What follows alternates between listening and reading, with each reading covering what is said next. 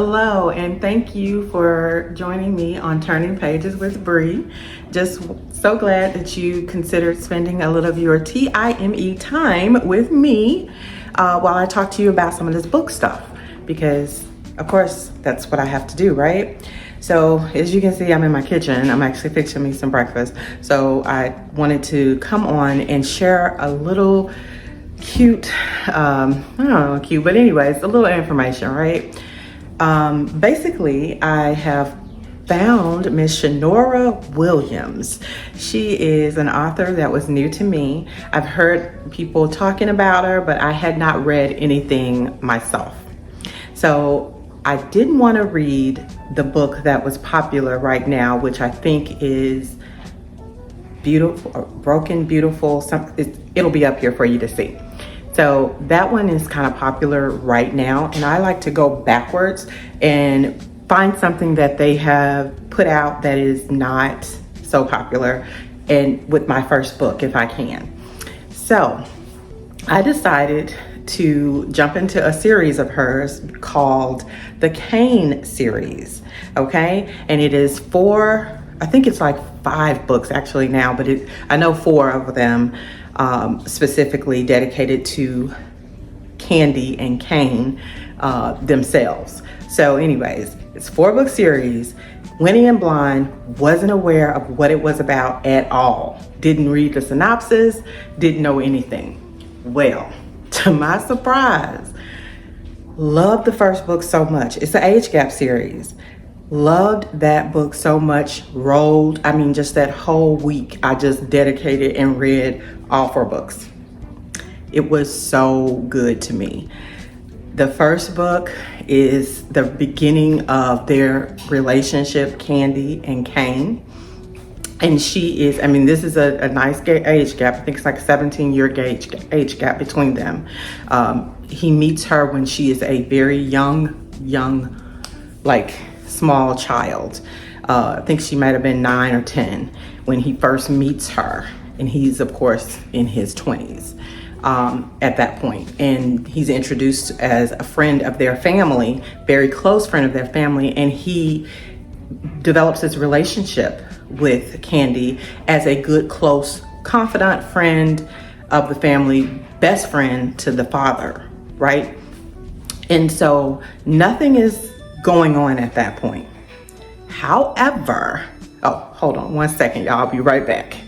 All right, sorry about that. I'm washing and drying, and my washer or my dryer makes this a whole song. And so I didn't want it to be, long and drawn out in the background. So anywho, going back to what I was saying, he is in their life, really invested in their life as a best friend to the dad and as like a strong presence in their family, and it's just the 3 of them. It's the mom, dad, and Candy, the daughter.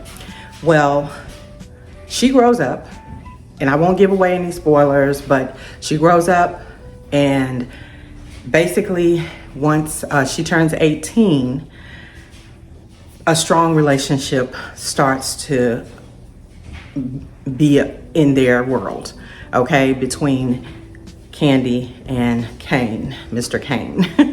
And it takes you through a lot of twists and turns that are very interesting. It's engaging. It keeps you kind of locked in.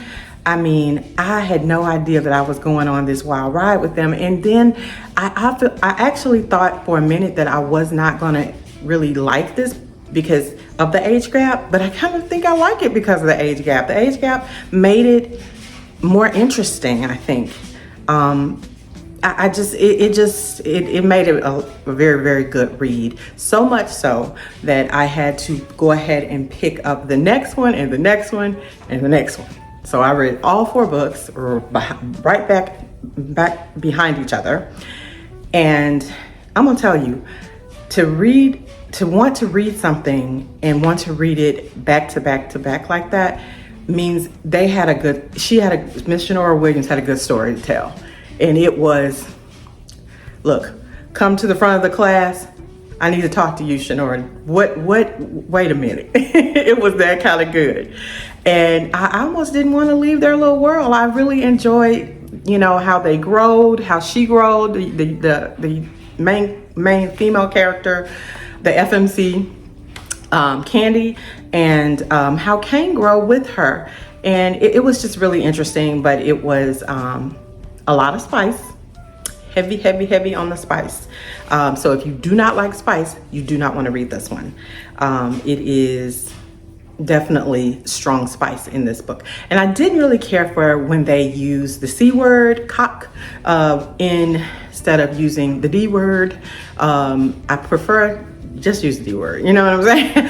I don't know, it's something about the C word, I just don't care for that. But anywho, other than that, it was like I said, to me, I enjoyed it a lot. I think I gave it a 4.5 star for the first book. I think the rest of them I gave like 4 stars. They were just really good books to me. It was the character development and it was awesome. I liked how she ended the series basically with their story. It was good. It was just, you rooted for them. You just rooted for them. And I wanted to give it its props because I just enjoyed it so much. I wanted to share with you guys, because if you have not tried reading anything by her, you may want to dive in with that particular series that if you like age gap and if you're okay with spice. Other than that, because I enjoyed that so much, of course, I am going to be reading more of Miss Shanora Williams. She is now not a new to me author, an author that I actually enjoy and like, and I cannot wait to read more of her books. I hope that this encourages you to do so if you like it. But she is actually, I found out, an author that does not only romance, but she's also done thrillers. And so some of her books are thrillers. And so I'm interested to see how she does her thriller writing. So the next book, I probably will pick up maybe a thriller of hers just to see, because I like both. I like romance and I like thriller. So we'll see how that goes. But anywho, wanted to give her proper props because she is now one of my, I don't know if I'm gonna say auto buy, but she might be. And I actually felt like I wanted a trophy of this book because I got it off my Kindle. But I wouldn't mind having like a special edition, like having those books, the Kane series, in my own collection because it was just that good. Y'all, hold on a second. All right, so how about this? I got another reveal book box that I shared in the past before. I actually intended on unsubscribing to this box and I forgot to unsubscribe, and no brainer here. But anywho, I going to share with you what I got. I have not opened it up yet, and so we're gonna kind of go through this together. I thought that'd be pretty cool to insert this into the video to give you a little bit of what I think about the box that I got, because I did not unsubscribe, right? And I should have. So this is the box, reveal book box, and let me get a, sorry, to get scissors. Okay, sorry. So anyhow, let me open it up because I literally have not opened the box at all. And so, let's see what I got here. All right. So, just in case you don't know, it comes like this. It's like that. And it's open. It says it's not a boarding pad if it's books. It's not a hoarding. It's not hoarding if it's books. Okay, yeah, right. All right, so, and it's all packaged in here really cute. You can see that. So, let's get a look at what I got. Maybe I got some books that I actually may like on this one. So, they put some trinkets in here for you. The little lanyard holder, lotion, and a pen that says I love reading. They always seem to put lotion and a pen and a tea light candle. It's a soy candle. It smells pretty good. And as of the last 2 boxes, they've been putting these little necklaces in here. See, these little necklaces. So that's interesting to say the least. They have a bookmark, and they have a card, like a magnet card giveaway. So little things here. And Dakota Willink, I guess this is a whole series here. You can see that. It says Dakota Willink. Never heard of this author. It says Dakota Willink is an award-winning USA Today bestseller author from New York. She loves writing about damaged heroes who fall in love with sassy and independent females. Her books are character-driven, emotional, and sexy, yet written with a flair that keeps them real. Okay, so I won't read the whole thing on the back here, but I read some of it, and that's about her. So I'm assuming I have a book of hers in here. And they always seem to put a little piece of candy in here. This looks like it's maybe chocolate or something. You see that? Cute stars. So anyways, my book box that I've been getting from them is the 4-book box. So it's 4 books that I get. And we're gonna look at this together. So the first book I got is by an Elena Rose. Relative Fiction is what it's called. Relative Fiction. And this book, okay, let's see. It says a Starling Hills novel. Thomas Callahan's return home to Starling Hills, Michigan is meant to be temporary, but he's not ready to go back to New York City yet either.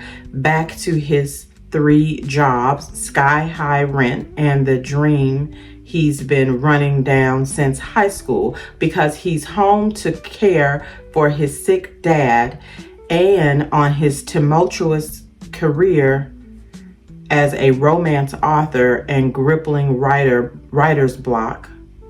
And maybe he's ready to admit that he's not quite happy anymore.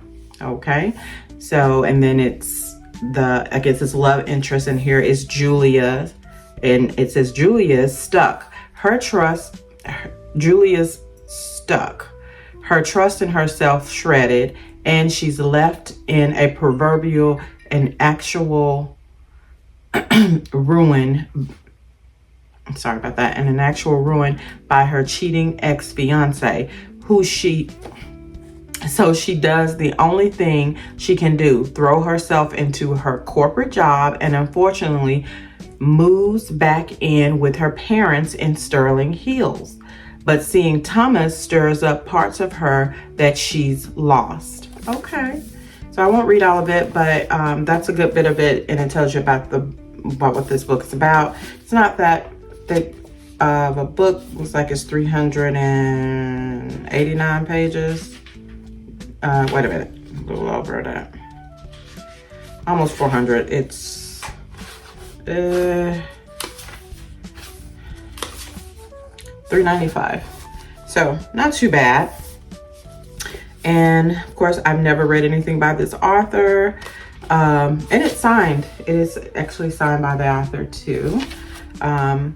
So we'll see.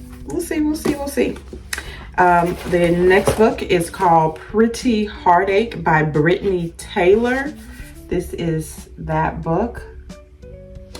And it says on here, heartache isn't always pretty, but with him it is. So as you can imagine, it's probably really swoony and good and fun and all the good things. I'm gonna read just a little light of the back, a little bit. It says, Micah Harding has always been known to cause heartache. He didn't know it, but he broke my heart the summer I turned 11. Oh my. Humiliated and embarrassed, I didn't speak to him again after he claimed to have rescued me. Now, 10 years later, I find myself on his doorstep, heartbroken yet again. Okay, so I'll leave it at that. But anywho, we see that's gonna be young romance. by Miss Brittany Taylor. And let's see what else I got in here. The Light Keeper by Rebecca Sharp. And this is a very thin one. It is, as you can see, it's thin. And so it looks like it's only 276, so right under 300 pages. It is also signed by the author. I think all of them, I maybe missed that on other ones that, yeah, all of them are signed by the author. So that's one cool thing that you get in this box, is that the authors sign the books that you get. So you get a signed copy. And this, The Light Keeper, okay. So it says, just got the educational opportunity of a lifetime. Okay. It says, to complete her coastal biology thesis at one of Maine's most iconic lighthouses, she didn't realize the toughest, most reclusive creature inhabiting the keep was a brawdy artist with more secrets than the sea. Okay, so let you know what that's going to be about. And I have one more called Mind of Shield by Kennedy Mitchell. Okay, and this is the Protection series, it's called. So it's not very long either. Looks like it is under 300 pages, 295. So it's a thin one as well. And it says, can this broken FBI agent and young professor work together to take down a dangerous cult despite their rocky past? Or will their true identity be exposed, threatening their lives and future together? And I believe this one is signed as well. Let's see. Yep, it is signed by Miss Kennedy. So that is the four. And I've said this before, I do not like pictures that have like the person on here like this. That's a kind of turn off for me. I wouldn't have purchased this book based on the fact of the cover. And I have nothing against, you know, people liking that. I just don't prefer it, not on my shelf. It's just, I don't know, I'm ticky like that. But anywho, whatever the case may be, I really would like if this book box had more books by Black indie authors, and I haven't yet to really get any. I don't think any of these, and I'm going to check because I could be wrong, I don't think any of these are actually Black authors. So that's something that why I really want to discontinue it, because I want to support my folks. And so if we could get like half and half, that would be great. But I'm going to check to make sure if I'm right or wrong on that.